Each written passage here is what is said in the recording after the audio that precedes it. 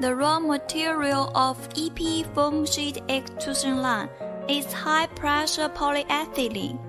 It is fed into the extruder with the length to diameter is 55:1 by automatic loading equipment. The talcum powder is fed into the unloading equipment through the Italy double screw, and then enter into screw to plasticize. The anti-shrinking agent is injected into the spiral tube by DMS pump to mix with the raw materials. The function is to prevent the product shrinking.